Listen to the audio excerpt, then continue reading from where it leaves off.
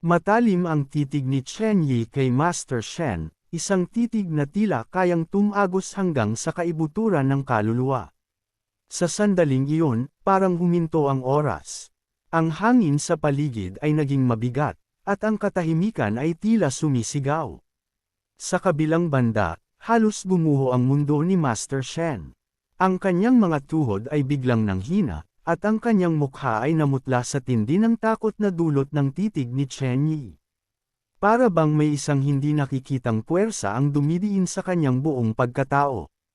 Napansin ito ng patriarka. Agad siyang lumapit kay Master Shen, may halong pag-aalala sa kanyang tinig. Ano ang nangyari sa iyo? Ayos ka lang ba? Ngunit bilang isang taong sanay sa pagmamataas, agad na nagkunwari si Master Shen. Pinilit niyang tumayo ng tuwid at bahagyang ngumiti.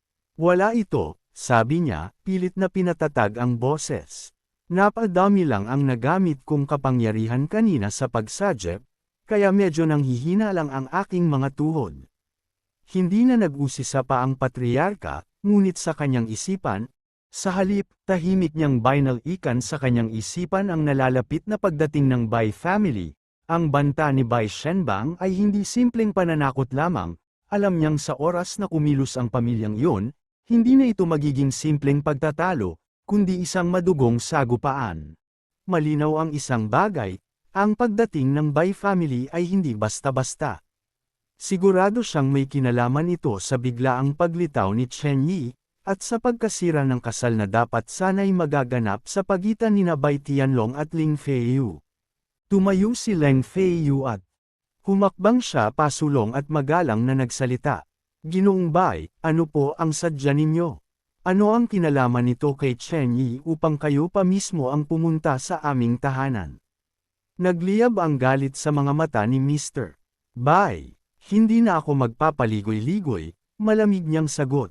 Nawawala ang aking anak, si Bai Tianlong. At ayon sa aking nalaman, ang huling taong nakita niyang kasama bago siya mawala ay si Chen Yi. Parang tinamaan ng kidlat si Ling Feiyu. Ano? Mahina niyang sambit, hindi makapaniwala. Paanong nawawala si Bai Tianlong? Naguluhan ang kanyang isipan. Hindi kaya nagpunta lang siya kung saan, upang magpalamig. Baka babalik din siya, ngunit bago pa man niya maayos ang kanyang iniisip, biglang bumukas ang pinto. Mommy, isang maliit na figure ang patakbong pumasok, si Lin Lin. Walang pag-aalinlangan, agad itong tumalon sa kanyang ina at yamakap ng mahigpit, tila matagal siyang hindi nakita. Kasunod nito ay ang kanyang ama, bahagyang hinihingal. Kaya pala hindi kita makita, sabi niya. Nandito ka lang pala, nagtatago sa mami mo. Bahagyang napakunot ang noo ni Ling Feiyu. Bakit narito kayo? May mahalagang pinag-uusapan dito, ngunit walang pakialam si Lin Lin. Mahigpit itong kumapit sa kanyang ina, ayaw bumaba. Sa sandaling iyon, pumasok si Chen Yi sa silid. Hinahanap ka ni Lin Lin, kalmado niyang sabi. Sinundan ko lang siya para ibalik. Ngunit hindi pa niya natatapos ang kanyang salita ay agad siyang napansin ni Mr. Bai. Bam! Malakas nitong hinampas ang mesa. Tamang-tama ang dating mo, sigaw niya, nag-aalab ang galit. Hindi nakita kailangang hanapin pa. Isang hakbang ang kanyang isinulong. Nasaan ang anak ko? Nasaan si Bai Tianlong? Bahagyang lumingon si Chen Yi, walang kahit anong emosyon sa kanyang mukha. Patay na siya, parang bumagsak ang buong mundo sa katahimikan. Ikaw, nanginginig sa galit na sambit ni Mr. Bai, ngunit agad na sumingit si Ling Feiyu. Uncle Bai, pakiusap, huwag po kayong makinig sa kanya. Mabilis niyang sabi, nagsasalita lang siya ng kung ano-ano. Kasama ko siya buong oras, wala siyang kinalaman sa pagkawala ng anak ninyo. Huminga siya ng malalim, pilit pinipigilan ang kaba. Sa totoo lang, kung lalapit man siya kay Bai Tianlong, baka siya pa ang bugbugin ng mga bodyguard nito. Ling Feiyu, tumigil ka na, putol ni Mr. Bai, malamig ang tono. Ang asawa mo ang huling kasama ng anak ko. Dahan-dahan siyang bumaling kay Chen Yi. Kung pagbabasihan ang nangyari sa kasal, malinaw na hindi ka kontento sa aming Bai family. Kaya malamang, ikaw ang may kagagawan nito. Ikaw ang nagpakidnap sa anak ko. Ngumiti ng bahagya si Chen Yi, isang mapanuyang ngiti. Hindi ka ba nakakaintindi ng simpleng salita? Patay na ang anak mo. Wala na akong dahilan para kidnapin pa siya. Tumigil ka na, sigaw ni Ling Feiyu, halos maiyak.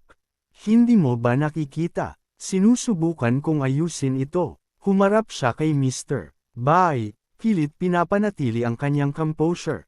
Uncle Bai, may magandang relasyon ako kay Bai Tianlong. Nag-aalala rin ako sa kanya. Bahagya siyang yumuko. Kung kailangan ninyo ng tulong, ang Ling family ay handang tumulong sa paghahanap sa kanya. Ngunit tila hindi sapat ang kanyang mga salita. Mukhang wala kayong balak ibigay sa amin ang asawa mo, malamig na sabi ni Mr. Bai. Kung ganoon, hintayin ninyo ang aming pagkilos. Tumaliko siya upang umalis, ngunit bago siya tuluyang makalabas, huminto siya sa pintuan. At makinig kayo ng mabuti, dagdag niya, mababa ngunit nakakatakot ang boses. Kung ibabalik ninyo ang anak ko, o kahit sabihin ninyo kung nasaan siya, maaari ko pa kayong palampasin. Isang malamig na katahimikan ang bumalot. Pero kung pipilitin ninyo kaming kalabanan, dahan-dahan siyang lumingon. Papatayin ko ang bawat miyembro ng Ling family. Pagkaalis niya, tila bumigat lalo ang hangin sa loob ng silid. Anak, mahina ngunit mabigat na tanong ng ama ni Ling Feiyu, ano ang gagawin natin ngayon? Ngunit ang matandang patriarka ay nanatiling tahimik. Makalipas ang ilang sandali, tumingin siya kay Ling Feiyu, punong-puno ng pagkadismaya ang kanyang mga mata. Tingnan mo ang ginawa ng asawa mo. Umiling siya. Wala pa siyang 2 araw dito, pero nagdala na siya ng napakalaking problema sa ating pamilya. Tinulungan siyang makatayo. Bago sila tuluyang lumabas, muli siyang nagsalita. Sa huli, ang Ling family ay masisira sa mga kamay mo.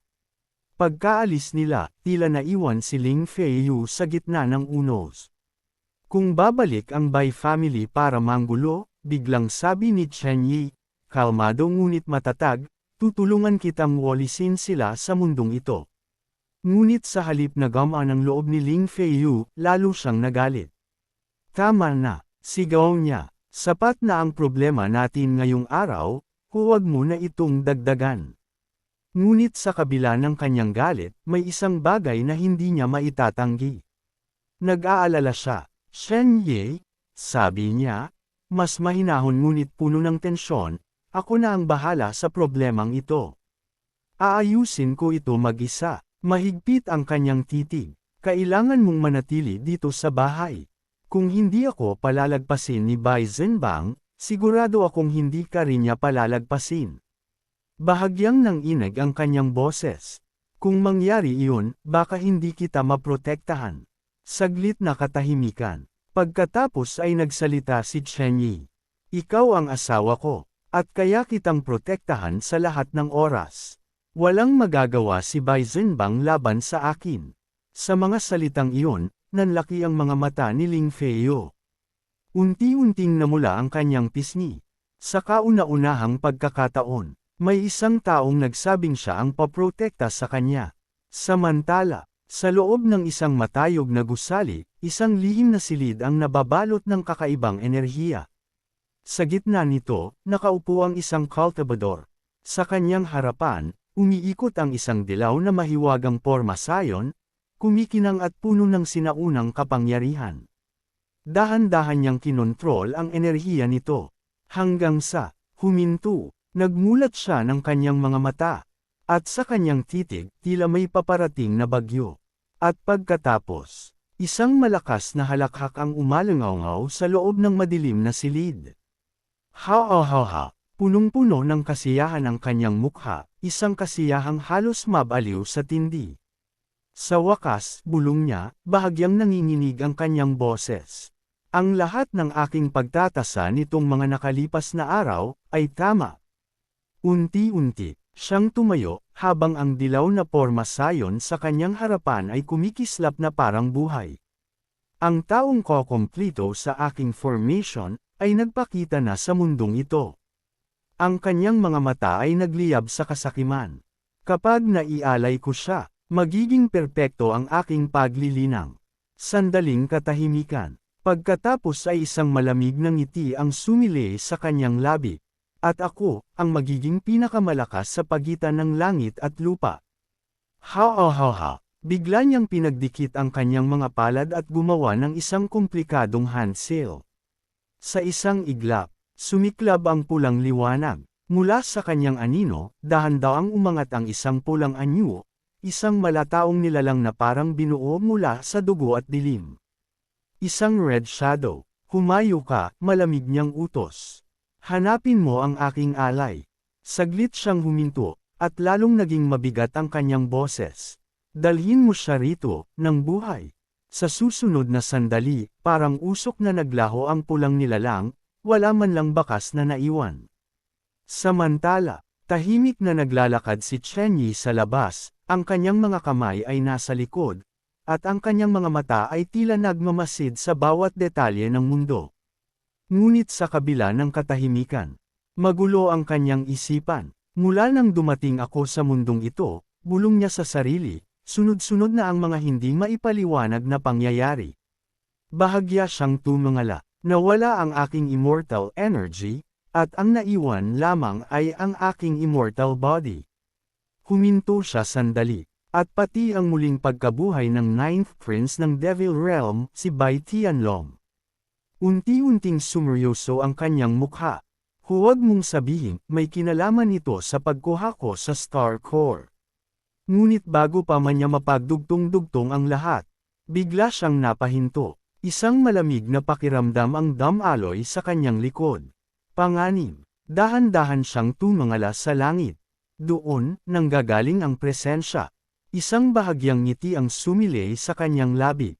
May lakas ng loob na umatake sa akin, mahina niyang sabi, isang immortal venerable. Bigla niyang itinaas ang kanyang kamay.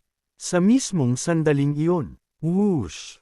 Isang pulang anino ang sumalpok sa kanyang palad. Hindi man lang siya natinag. Para lamang siyang humawak ng isang laruan.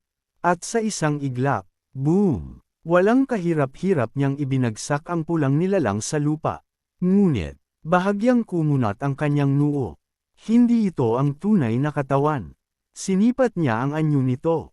Isang clone lamang. Sandaling katahimikan. Pagkatapos ay bahagyang napangiti si Chen Yi, ngunit ang ngiting iyon ay puno ng interes. Ang ganitong uri ng teknik, bulong niya, tanging ang Xian family sa Immortal Realm lamang ang may kakayahang gumawa. Tumingin siya sa paligid. Hindi ko inaasahan na sa isang maliit na mundo tulad ng Earth, ay may nakatagong ganitong klaseng tao. Ngunit may isang bagay na lalo niyang kinapagtakhan. Karaniwan, ang clone ay kulay puti. Tinitigan niya ang pulang anyo. Ngunit ito, ay kulay dugo. Mas lalo siyang naintriga. Sa isang iglap, crack, dinurog niya ang pulang clone sa kanyang kamay. Samantala, sa loob ng lihim na silid, biglang nanlaki ang mata ng cultivador. Imposible, napaatras siya, naputol ang koneksyon, nanginginig ang kanyang katawan. Ibig sabihin, nawasak ang clone ko.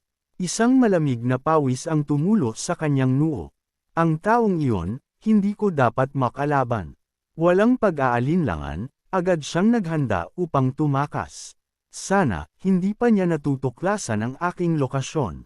Ngunit bigla, hinahanap mo ba ako? Isang malamig na boses ang umalangaw sa likod niya. Parang tinamaan ng kidlat ang kanyang katawan. Dahan-dahan siyang lumingon. At doon, nakaupo si Chen Yi sa bintana. Tahimik, kalma, ngunit nakakatakot ang presensya. Paano? Nauutol niyang sabi. Paano ka nakarating dito? Walang sagot, tanging katahimikan. Bigla niyang pinagdikit ang kanyang mga palad. Whoosh! Sa isang iglap, naglaho siya, naiwan lamang ang isang malabong pulang usok. Bahagyang napaangat ang kilay ni Chen Yi. Mabilis magdesisyon, bulong niya. Hindi bobo, dahan-dahan siyang lumingon. Sa kanyang harapan, isang napakalaking magical formation ang nakaukit sa sahig. Pinagmasdan niya ito, mahusay ang pagkakagawa. Lumuhad siya at hinaplos ang mga linya nito. Ginamit ang dugo ng isang babaeng ipinanganak sa taon ng Yin, buwan ng Yin, at araw ng Yin. Sandaling katahimikan. Isang bihirang pamamaraan. Biglang kumislap ang kanyang mga mata. Kaya pala, tumayo siya. Ginawa niya akong alay. Ngunit bahagya siyang ngumiti. Sa kasamaang palad, maling tao ang pinili niya. Pagkatapos ng lahat, bumalik si Chen Yi sa tahanan ng Ling family. Tahimik siyang naupo sa tabi ni Lin Lin, nakagigising pa lamang. Daddy, malambing na sabi ng bata. Saan ka nagpunta? Bakit hindi mo ako sinama? Bahagyang ngumiti si Chen Yi at hinaplos ang kanyang ulo. Ang mommy mo ay nasa kumpanya ngayon, nagtatrabaho. Agad namang lumiwanag ang mga mata ni Lin Lin. Sa kanyang isipan, nakita niya ang kanyang ina na masayang naglalakad papunta sa opisina.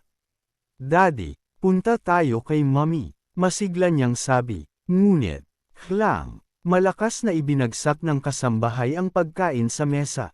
Nag-iba ang kanyang mukha. Kayo talagang mag-ama, malamig niyang sabi. Napakalaki na ng gulong ginawa ninyo sa Ling family. Napatingin si Lin Lin, nagulat. Swerte ninyo at hindi pa kayo pinapaalis dito, dagdag niya. Dapat nga magpasalamat kayo. Lumalim ang kanyang tingin. At ngayon, gusto niyo pang guluhin si Miss Feiyu sa opisina niya. Tama na, galit na sabi ni Lin Lin. Paano mo kinakausap si daddy ko ng ganyan? Itinuro niya ang kasambahay. Isusumbong kita sa mommy ko. Ngunit lalo lamang nagalit ang kasambahay. Dahil sa inyo, napilitan ang Ling family na makipag-ayos sa Bai family. Sigaw niya. Abalang-abala si Lady Feiyu, tapos guguluhin niyo pa. Tumawa siya ng mapait. Kumain na lang kayo habang may pagkain pa kayo. Lumamig ang kanyang boses. Dahil nandito kayo, susunod kayo sa mga patakaran ng Ling family. Sa isang iglap, isang malakas na sampal ang umalangaw sa buong silid. Napaatras ang kasambahay, hawak ang kanyang pisngi. Nobody, malamig na sabi ni Chen Yi, ang magsasalita sa akin ng ganyan. Bahagyang lumiwanag ang kanyang mga mata. Kung hindi ka lang kasambahay ng Ling family. Sandaling katahimikan. Patay ka na. Nang inag ang buong katawan ng kasambahay. Mali ang binangga ko. Hindi nagtagal. Naglalakad na ang mag-ama sa labas. Buhat ni Chen Yi si Lin Lin habang masigla itong nakatingin sa paligid. Daddy, ang daming tao. Ang saya, tili ng bata. Ang mga tao sa paligid, lalo na ang mga kababaihan, ay hindi mapigil ang mapatingin. Ang gwapo naman ng daddy. Ang cute ng bata. Ang perfect nilang dalawa. Ngunit si Chen Yi, bahagyang naiilang. Hindi niya mapigil ang ikumpara ang mga babaeng ito sa mga diyosa ng Heavenly Palace. Ang mga kasuotan ng mga kababaihan sa lungsod ay kapansin-pansin, magagaan, manipis, at halos lantad ang ilang bahagi ng kanilang balat. Ngunit sa halip na magmukhang malaswa, nagbibigay ito sa kanila ng kakaibang alindog at kumpiyansa. Bahagyang napatingin si Chen Yi. Ibang-iba talaga ang mundong ito, naisip niya. Ngunit hindi niya ito pinansin. Sa kanyang tabi, biglang napahinto si Lin Lin. Daddy, masigla niyang sigaw, sabay turo. Tingnan mo yun. Gusto ko rin kumain yan. Sinundan ni Chen Yi ang kanyang tinuturo, isang batang masayang kumakain ng makulay na ice cream. Bahagyang ngumiti si Chen Yi. Sige, mahinahon niyang sagot. Ibibili kita. Agad na kumislap ang mga mata ni Lin Lin sa tuwa. Halina na kayo, mga suki. Tikman niyo ang masarap at makulay naming ice cream. Lumapit sila sa maliit na tindahan. Sir, gusto niyo bang subukan ang? Ngunit hindi na natapos ng tindera ang kanyang salita. Sa loob-loob niya, Diyos ko, bakit napakagwapo naman ng lalaking ito? Bahagyang namula ang kanyang mukha. Gusto ko yung flavor na yan, at pati rin yun. Excited na sabi ni Lin Lin. Isang strawberry at isa pang flavor, mahinahong sabi ni Chen Yi. Habang inaabot ang bayad, vroom, isang marangyang sasakyan ang biglang huminto sa likuran nila. Dahan-daang bumaba ang bintana. Isang magandang babae ang dumungaw, nakangiti. Hey, Pogi, malambing niyang tawag. Saan kayo pupunta? Gusto niyo bang sumakay? Ngunit ni hindi man lang lumingon si Chen Yi. Hindi na kailangan, malamig niyang sagot habang naglalakad palayo. Sa kanyang isipan, marami talagang fairy sa mundong ito na nahuhumaling sa aking immortal body. Akala ba niya hindi ko nakikita ang tunay niyang pakay? Ngunit hindi sumuko ang babae. Hey, ang cute ng bata mo. Dagdag niya, mukhang mapapagod yan maglakad. Hayaan mong ihatid ko kayo, libre lang. Sa kanyang isipan, ibang bagay ang umiikot. Hindi ko palalampasan ang ganitong lalaki, kahit anong mangyari. Linlin, Farah, sabi ni Chen Yi. Hanapin na natin ang mommy mo. Let's go find mommy. Masayang sigaw ni Linlin, sabay taas ng kamay. Ngunit sa hindi maipaliwanag na paraan. Napapayag din ang mag-ama na sumakay. Sa loob ng sasakyan. Bahagyang napasimangot ang babae habang nagmamaneho. Ganon na ba ako katanda para tawagin akong auntie? Ngunit agad siyang ngumiti at tumingin kay Linlin.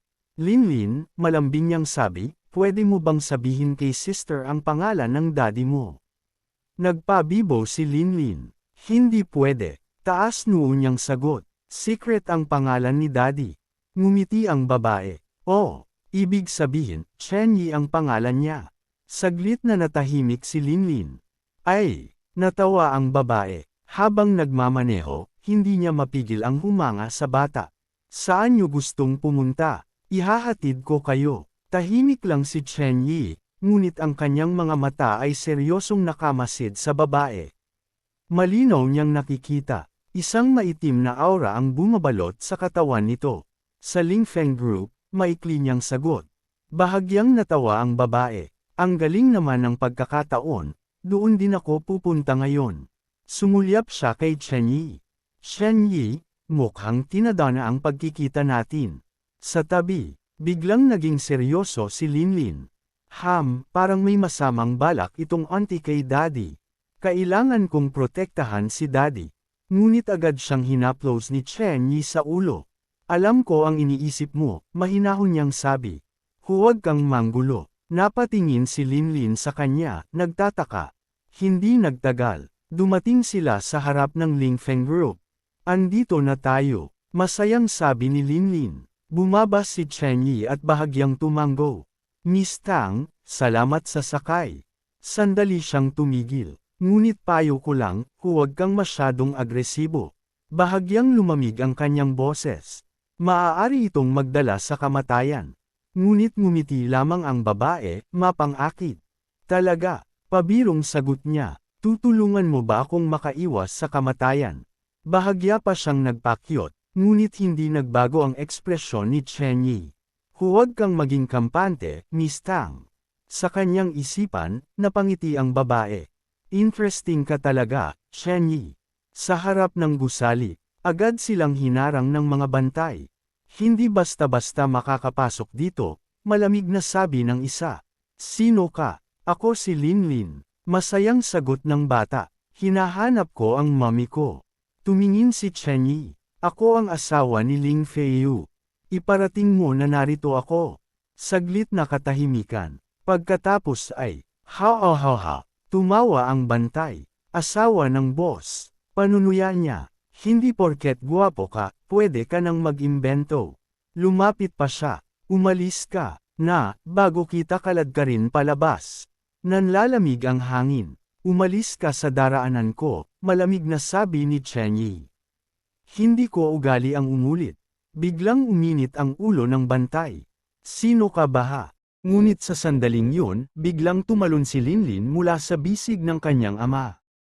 Daddy, laro tayo. Sigaw ni Linlin. At, takbo, bigla itong tumakbo papasok ng gusali. Hoy! Sigaw ng bantay, agad na humabol. Ha, hindi mo ako mahuhuli. Tawa ni Linlin. Agad nagpakyut si Linlin sa kanyang ama, at may halong pagmamayabang na, Daddy nandito na ako, hindi mo ako naabutan. Ngunit nang lumingon siya, hindi ang kanyang ama ang nakita niya, kundi ang galit na bantay, papalapit upang dakmin siya. Nanlaki ang kanyang mga mata. Takot, ngunit, bago pa man siya maabot. Boom! Biglang lumutang sa ere ang bantay, parang hinatak ng hindi nakikitang puwersa, at tumilapon palayo. Bumagsak ito ng malakas sa sahig. Isang malamig na tinig ang umalangaw-ngaw. Isang hamak na mortal, nang ahas saktan ang anak ko. Unti-unting lumakad si Chen Yi. Ang buhay mo, ang kabayaran. Nanigas ang isa pang bantay. Hindi siya makagalaw. Takot ang bomb-alot sa kanyang buong pagkatao. Sa kabilang banda, nakangiti si Linlin. Ang bagal ni Daddy. Tawa niya. Si Linlin ang nauna. Lumapit siya at nagbida pa. Pangalawa ka lang, Daddy. Tahimik na nakatayo sina Chen Yi at ang kanyang anak na si Linlin sa harap ng elevator. Nakahawak si Linlin sa laylayan ng pantalon ng kanyang ama, habang si Chen Yi naman ay nakapamulsa, malamig ang ekspresyon, ngunit mapagmatsyag ang mga mata. Bahagyang bumukas ang pinto ng elevator. Ngunit bago pa man sila tuluyang makapasok, may isang presensya ang lumapit, banayad, ngunit kapansin-pansin. Ngumiti siya. What a coincidence, nagkita tayong muli. Bahagyang kumunat ang noo ni Chen Yi, ngunit nanatili siyang tahimik. Ngunit si Linlin, inosente at walang pag-aalinlangan, ay agad na nagsalita habang hinihila ang pantalon ng ama. Dad, yung nukulat na auntie na naman, andito na naman, mag-ingat ka dyan. Bahagyang napangiti ang babae, tila natutuwa sa tawag sa kanya. Ang bait mong bata, sabi niya, sabay pasok sa elevator. Mukhang may magandang asal ang anak mo. Pumasok din sina Chen Yi at Linlin. Sa loob ng elevator, ang hangin ay tila naging masikip. Pinindot ng babae ang pinakamataas na palapag. Pagkatapos ay lumingon siya kay Chen Yi, bahagyang nakatagilid ang ulo, may mapaglarong ngiti sa labi. Saang palapag ang inyong patutunguhan? Sa pinakamataas na palapag, malamig na sagot ni Chen Yi. Saglit na natahimik ang babae, ngunit agad din siyang ngumiti muli. Oh, sa pinakatuktok na palapag, bahagyang lumalim ang kanyang tingin, nakita ko ang kakaibang pangyayari sa lobby kanina, nakita mo rin ba yon? Hindi sumagot si Chen Yi. Ngunit ang babae ay lumapit ng kaunti, tila ba may lihim na nais ibulong. Kung gusto mong hindi malaman ng iba ang nakita ko, then, magpapanggap akong walang anumang nakita, bulong niya, sabay ngiti ng may kahulugan. Naglalaro ang kanyang mga mata, parang may alam siyang hindi dapat niya alam. Ngunit bago pa makapagsalita si Chen Yi, inilabas ng babae ang kanyang cellphone at iniabot ito. Pero, Chen Yi, sabi niya, bahagyang nagkamali sa pangalan ngunit tila sinadya. Sa palagay sinadya ng tadhana na magkita tayo, ito na yata ang tinatawag na destiny. Paano kaya kung magpalitan tayo ng number sa WeChat? Tahimik. Sandaling tumingin si Chen Yi sa cellphone, pagkatapos ay ibinalik ang tingin sa babae. Wala akong cellphone. Isang simpleng sagot, ngunit sapat upang magpatigil sa sinuman. Ngunit hindi siya ang tipong madaling umatras. Ngumisi ang babae, bahagyang tinaas ang kilay. Come on, it's already 2020. Gumagamit ka pa din ng ganyang salita para mag-excuse. Bahagya siyang tumawa, sa tingin mo ba isa lang akong batang 3 taong gulang? Sa gilid, si Linlin ay tahimik lamang na nakatingin, tila sinusuri ang babae. Shen, you really want to go to the top floor? Muling tanong ng babae, do you even know who is there? Ngunit bago pa siya matapos, nagsalita si Chen Yi, malamig, diretso. Sinasabi ko na sayo ako ang asawa ng CEO, ako ang asawa ni Ling Feiyu, pag-uulit niya pang sambit. Parang may biglang nagbago sa hangin. Ang ngiti ng babae ay bahagyang nawala. Pagkatapos, sinungaling, isang salita, ngunit puno ng pagdududa, at kakaibang interes. Tinawid niya ang kanyang mga braso, tumingin ng diretso kay Chen Yi, at saka ngumiti muli, ngunit ngayon ay mas mapanganib. Hindi nagtagal, Tuluyang bumukas ang pinto ng elevator sa pinakamataas na palapag. Hindi pa man lubos na nakakalabas si Chen Yi, bigla nang kumawala si Linlin mula sa kanyang tabi. Mama, masigla at puno ng pananabik ang tinig ng bata habang tumatakbo palabas. Sa di kalayuan, nakatayo ang isang babae. Mahinhin, elegante, at may taglay na malamig na karisma. Si Ling Faiyu. Agad niyang ibinuka ang kanyang mga bisig, at sa isang iglap ay sinalubong ang batang tumatakbo. Anak, mahigpit niyang niyakap si Linlin, tila ba pinupuna ng mga panahong sila'y nagkahiwalay. Mama, wala ka sa bahay, namimiss ka ni Linlin. Malambing na sabi ng bata habang nakapulupot sa kanyang leeg. Ngumiti si Ling Faiyu, isang ngiting bihirang makita, malambot, puno ng init. Namimiss ka rin ni Mama. Kumain ka ba ng maayos? Sa likuran, nakatayo si Chen Yi, tahimik na pinagmamasdan ang mag-ina. Ngunit hindi lang siya ang nakatingin. Ang babaeng nakapulang damit, si Tang Zuli, ay nanlaki ang mga mata. Hindi maaari, bulong niya sa sarili. Totoo nga, may ugnayan si Chen Yi at si Ling Faiyu. Ang pagdududa niya kanina ay unti-unting napapalitan ng pagkabigla at pagkairita. Ngunit bago pa siya makapag-isip pa, biglang yamakap si Linlin ng mas mahigpit kay Faiyu, tila pinuprotektahan ang kanyang mommy. Ikaw na masamang auntie, sigaw ng bata, nakasimangot habang nakatingin kay Tang Zuli. Hindi ka pwedeng magsalita ng masama tungkol kay Mama. Si Mama ang pinakamaganda sa lahat. Tahimik. Ngunit mabigat ang mga salitang iyon. Bahagyang natahimik si Tang Zuli, at napangiwi. Samantalang si Chen Yi naman ay bahagyang napataas ang kilay, ngunit sa loob-loob niya. Talagang anak ko ito. Sa kabilang banda, si Ling Faiyu ay bahagyang napangiti, isang ngiting puno ng kasiyahan. Talagang, si Linlin ang aking munting kakampi. Ngunit mabilis ding naglaho ang lamang sa kanyang mukha. Unti-unting bumalik ang kanyang malamig at matikas na anyo habang lumingon siya kay Tang Zuli. Kung wala ka ng ibang gagawin, malamig niyang sabi, bumalik ka na sa trabaho. Sa naalala ko may malaking kapalpakan kang ginawa sa bagong proyekto, malaking gulo ang ginawa mo sa kampanya, pero may lakas loob ka pang magpakita sa akin dito. Ang bawat salita ay parang yelong bumalot sa hangin.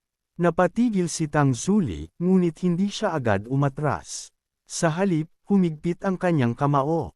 Teka, Ms. Ling, may sasabihin ako. Bakit hindi mo sinabi agad? Tanong ni Ling Faiyu, ang mga matay matalim na nakatutok. Si Linlin ay marahang tumango, parang sumasang-ayon sa kanyang ina. Oo, bulong ng bata. Ngunit si Tang Zuli ay nanatiling kalmado, pilit tinatago ang galit sa kanyang isipan. Humakbang siya pasulong, ang mukha'y puno ng seryosong ekspresyon. Matapos ang investigasyon, sabi niya, totoong nawawalan na si Master Bai. At sa tingin ko mukhang may ginagawa na ang pamilya Bai tungkol sa pangyayari. Bahagyang nagbago ang ekspresyon ni Ling Faiyu. Ngunit saglit lamang iyon. Naiintindihan ko, malamig niyang tugon. Pwede ka nang umalis. Linlin Terrell na, dadalhin ka ni Mommy sa office. Opo Mommy, masayang sagot ng bata. Hindi ko maintindihan kung anong nakita ni Ling Faiyu sa lalaking iyon. Hindi nakakatuwa, makita siyang kasama ang isang lalaking tulad ni Chen Yi. Habang papalayo siya, hindi niya napigil ang lingunin si Chen Yi. May halong inggit at galit ang kanyang tingin. Sa loob ng opisina ni Ling Faiyu, tahimik, ngunit mabigat ang atmosfera. Chen Yi, malamig na panimula ni Ling Faiyu, bakit mo biglang dinala si Linlin dito sa kumpanya? May binabalak ka na naman ba? Ang kanyang mga mata ay matalim, tila sinusuri ang bawat galaw ng lalaki. Ipaalala ko lang sa iyo, ito ang Lingfeng Group. Hindi ka basta-basta pwede na lang gumawa ng gulo rito. Sa kanyang isipan, sa loob ng 2 taon, ginamit ni Tang Zuli ang impluensya ng aking ikalawang tiyuhin upang tapakan ako. Hindi madali ang lumaban, pero hindi ko inaasahang muli kong makakabangga ang pamilya Bai. At lahat ng ito, nagsimula nang dumating si Chen Yi. Parang walang magandang nangyayari tuwing kasama ko siya, bulong niya sa sarili. Ngunit hindi niya napigil ang itanong. At isa pa, bakit ka kasama ni Tang Zuli kanina? At paano niya nalaman ang pangalan ni Linlin? Tahimik. Ngunit ang katahimikan ay agad nabasag. Nang isang mahinang tawa, si Chen Yi ay nakasandal lamang, tila walang pakialam sa tensyon. Kung iisipin mo, sabi niya, may bahid ng pang-aasar, may kakaibang hilig si Tang Zuli. Bahagyang kumunat ang noo ni Ling Faiyu. Mahilig siya sa mga gwapong lalaki, dugtong ni Chen Yi, tila nanunukso. At walang lalaking madaling makakatakas sa kanya. Bahagyang uminit ang mukha ni Ling Faiyu. Anong ibig mong sabihin? Malamig niyang tanong. Ngumiti si Chen Yi. Baka naman, nagseselos ka. Sandaling natigilan si Ling Faiyu. Namula ang kanyang pisngi, ngunit agad din niya itong itinago sa likod ng kanyang malamig na ekspresyon. Walang kabuluhan, mabilis niyang sagot.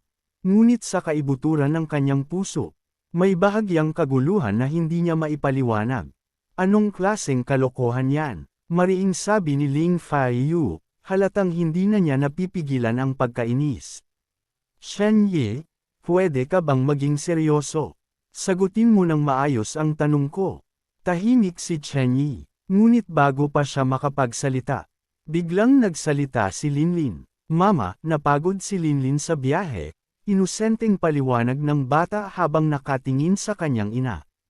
Kaya nakiusap ako kay Daddy na tanggapin ang alok ni Tita Tang.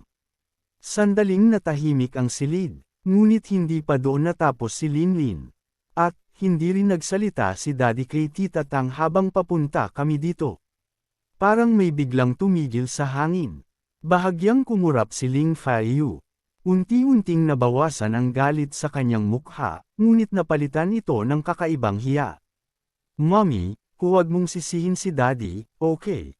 Malambing na dagdag ni Linlin. Napatingin si Ling Faiyu sa kanyang anak. Pagkatapos, napabuntong hininga siya.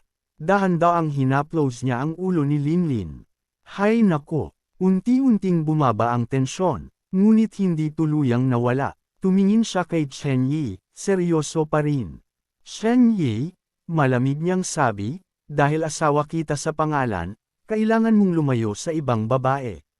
Bahagyang tumigil ang kanyang tingin. Lalo na kay Tang Zuli.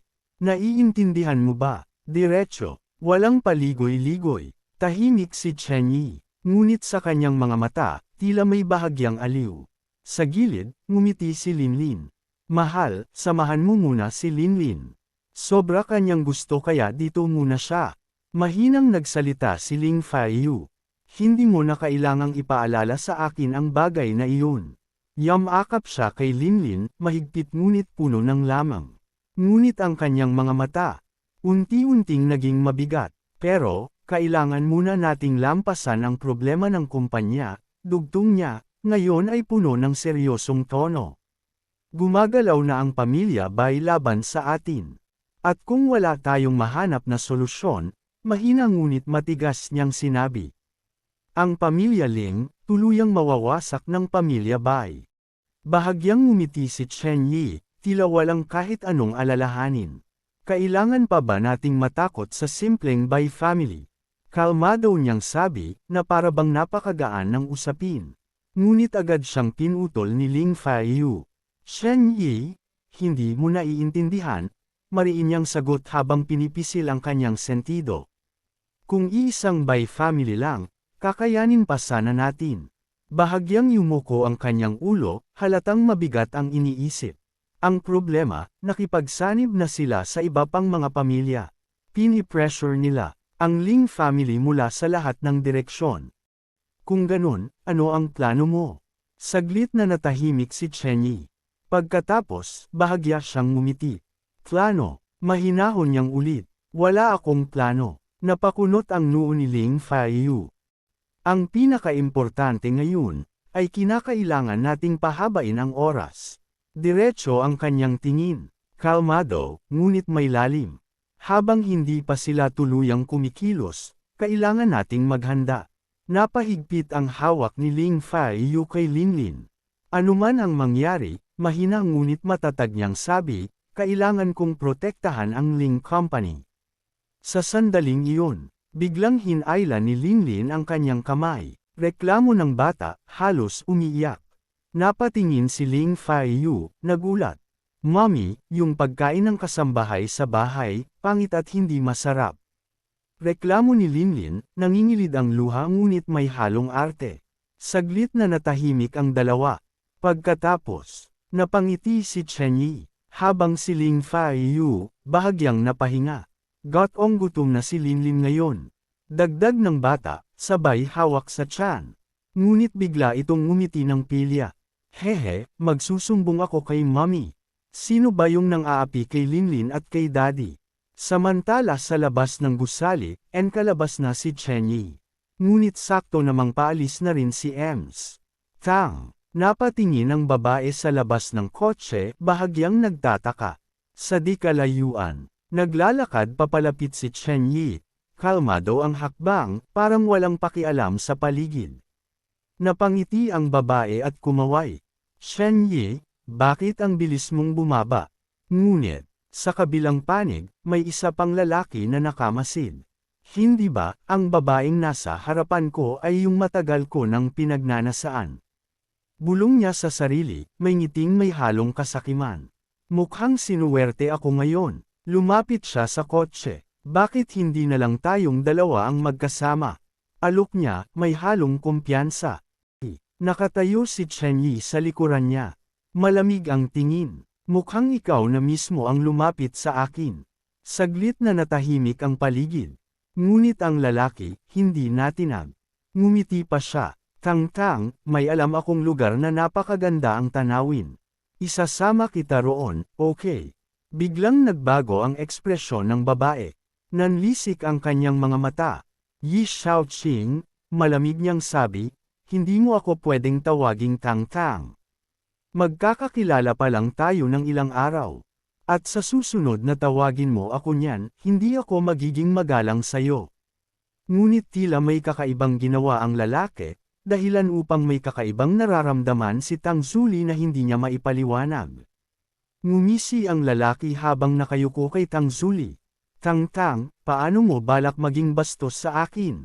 Bigla niyang hinawakan ang baba ng babae, pilit itong itinataas.